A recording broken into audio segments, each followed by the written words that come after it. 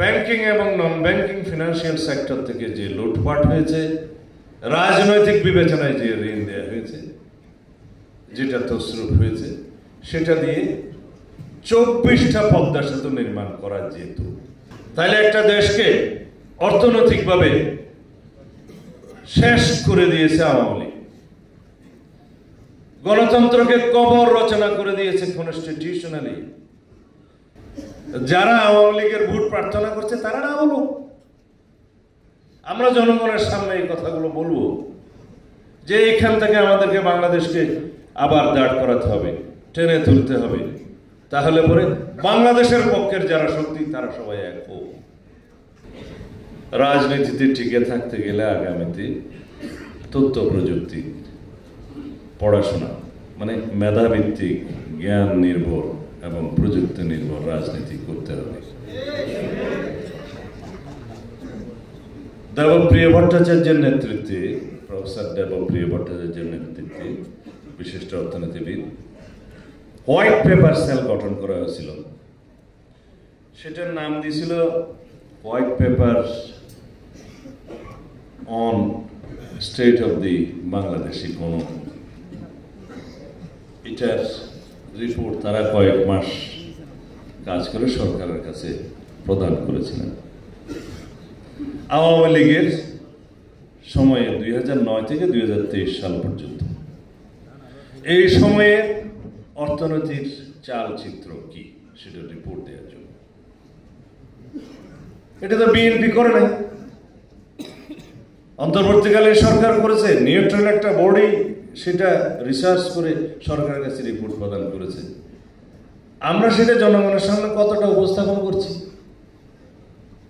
এই যে সহজ ভাষা, যাই যে বলা অতি সহজে, সেই হিসাবে উপস্থাপন করতে হবে। কারণ সেটা 385 পৃষ্ঠা, ইংরেজিতে লেখা, কে পড়বে? এই তো তার মধ্যে একটা এক্সিকিউটিভ সামারি আছে, তোমরা ওয়েবসাইটে পাবে, খুঁজে নেবে, 9 পৃষ্ঠা মাত্র। তার কয়েকটি কথা যা স্মরণে দেওয়ার জন্য বলছি। যেহেতু জাতিসংঘের রিপোর্ট, হোয়াইট পেপার সেলের রিপোর্ট এবং এই জাতীয় নিউট্রাল বডির যে রিপোর্টগুলো, সেটা জনগণের সামনে গৃহীত হবে খুব সহজেই। এটা কোনো রাজনৈতিক দল উদ্দেশ্যপ্রণোদিতভাবে কোনো কমিটি করে রিপোর্ট প্রদান করেনি। সেখানে বলছে 2009 থেকে 2023 পর্যন্ত যে পাবলিক ফিনান্সের মিসইউজ হয়েছে বা পোরলি ম্যানেজড পাবলিক ফাইন্যান্স বলে আর কি, কোথাও ট্যাক্স এক্সাম্পশন দিয়ে, কোথাও অন্য সুযোগ সুবিধা দিয়ে, যে এটা পুর একটা অর্থনৈতিক পরিক্রমা আওয়ামী লীগ চালিয়েছে, তার মধ্য দিয়ে যেই তসরুপ হয়েছে, অপচয় হয়েছে, সেটা দিয়ে বাংলাদেশের 2টা শিক্ষা বাজেট করা যায়, 3টা স্বাস্থ্য বাজেট করা যায় 3 বছর। এটা খুব সহজ কথা করে বলতে পারে। বলেছে ব্যাংকিং এবং নন ব্যাংকিং ফিনান্সিয়াল সেক্টর থেকে যে লুটপাট হয়েছে, রাজনৈতিক বিবেচনায় যে ঋণ দেওয়া হয়েছে, যেটা তসরুপ হয়েছে, সেটা দিয়ে 24টা পদ্মা সেতু নির্মাণ করা যেত। একমাত্র স্মার্ট সিটি বসুন্ধরা, আধুনিকতায় এক ধাপ এগিয়ে। এবং এই মেট্রো রেলের মতো 14টা metro system, Dhaka metro system নির্মাণ করা যেত। শুধু এই 2টা বিষয়, আরো অনেক বিষয় তো আছে। যে পরিমাণ বাংলাদেশ থেকে অর্থ পাচার হয়েছে ব্যাংকিং লুটপাটের মধ্য দিয়ে, সেটা বিলিয়ন ডলার না বলে অঙ্কে বোধহয় 29,25,000 কোটি টাকা। ডক্টর জিয়া সংখ্যা ঠিক আছে? 29,25,000 কোটি টাকা অঙ্কের পরিমাণ। বিলিয়ন ডলারটা কত যেন আছে, সেটা জনগণকে বলা যাবে না?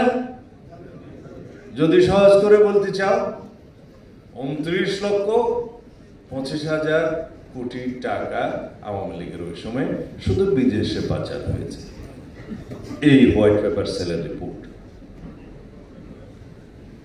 তাহলে একটা দেশকে অর্থনৈতিকভাবে শেষ করে দিয়েছে আওয়ামী লীগ, গণতন্ত্রকে কবর রচনা করে দিয়েছে কনস্টিটিউশনালি। ব্যক্তিতান্ত্রিক এবং দলতান্ত্রিক স্বৈরতান্ত্রিকতা ফেসিবাদী সিস্টেম প্রতিষ্ঠা করেছিল আওয়ামী লীগ। এই আওয়ামী লীগ একদলীয় রাষ্ট্র ব্যবস্থা এবং একদলীয় স্বৈরতান্ত্রিকতা সৃষ্টি করেছিল বাংলাদেশে। এই কথাগুলো বলা যাবে না? আমরা এখনো বলছি না কেন?